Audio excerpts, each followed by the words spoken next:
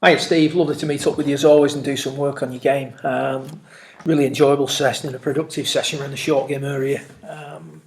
Talked about the variables used for chipping, moving the ball forward, opening the club face, allowing the club to overtake the hands a little bit faster, or the shaft to recover a little bit quicker, and obviously play around with those during practice, depending on the situation you're in, will depend on the variable that you apply. The more variables you introduce, the more difficult the shot becomes. But it's the idea for you is to have the tools to play the shot if you needed to. I appreciate on the really difficult shots, you're not going to produce that shot, or you're not going to execute that shot perfectly every time.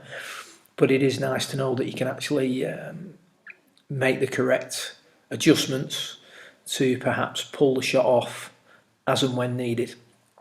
The main area I wanted to look at in the recap was the bunker play. We talked about a number of things. We talked about the face points is not necessarily where the grooves are pointing. So when we open the club face, we don't necessarily have to open the stance to accommodate that. As we open the club face, we also drop the handle. As you do that, the face plane excuse me, is pointed more towards the target. Add to that the fact that we're not hitting the golf ball. So the path of the swing, the direction of the swing, if you will, is sending the sand out of the bunker.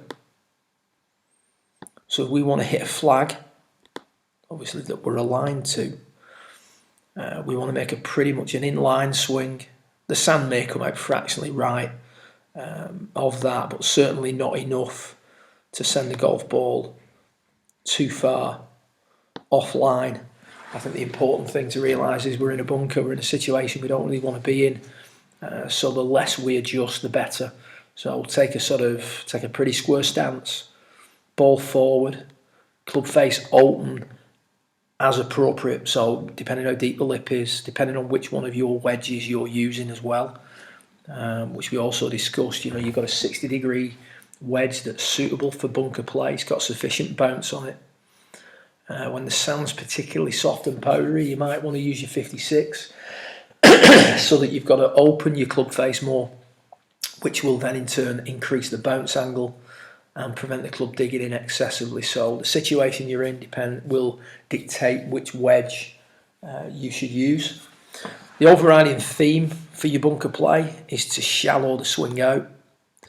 Initially, it was a very steep angle of attack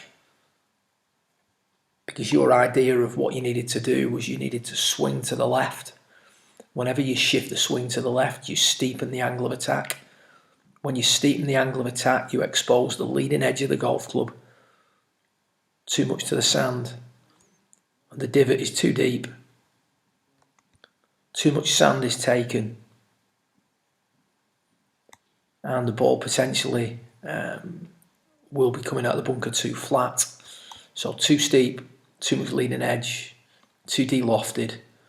And that particular shot, you just took a little bit too much sand.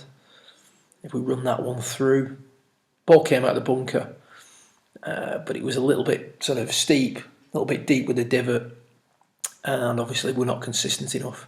We then start to try and shallow it out by dividing the elbows or raising the butt of the club, and consequently we start to thin the ball. So steep and across. We use the idea of sort of skimming a rock along a lake to give you that idea of shallowing things out. We're now coming less shifted left, shallower. You can see the difference in the divot, much shallower. Sand and ball coming out in the general direction of the swing.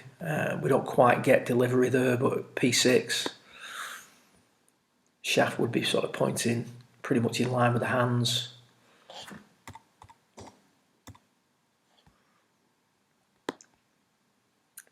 Divot, very similar.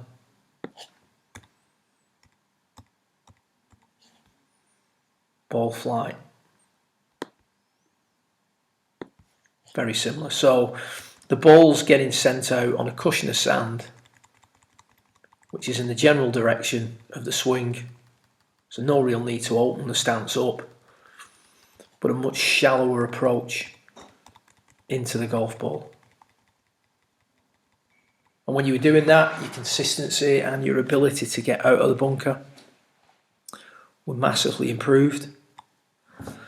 You started to play some really nice shots. And then we went on and discussed some fairway bunker, also some longer bunker shots, where we took a video of you doing that, and I'm just going to sort of load that up and play it through so that you can watch that back and keep it as a record.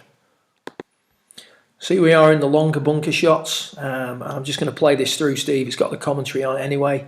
Apologies about the wind. It was a little bit breezy when we were doing the session, but I think you'll remember the gist of the conversation, and the outcome of the shot was obviously very good and gives you something to play around with in practice. So your green side, your longer bunker shot scenario, green side bunker shot with a less lofted club, isn't it? Yeah. That means you can be more stable on an unstable surface. Your strike doesn't have to be as accurate. So again, you're still going to execute the shot with some degree of accuracy, but nowhere near the same degree of accuracy as if you were playing this with a 56 degree wedge and trying to make a full swing and carry it the full, say, 60 yards. Yeah. All we're doing here is we're taking your 8-iron, 9-iron wedge, whatever will get over the lip of the bunker, and then just playing a pretty standard greenside shot, opening the face up a little bit so we get some bounce. There you go. Ball comes out lower, runs a little bit more up the green. Beautiful. So there's your idea with the long bunker shots.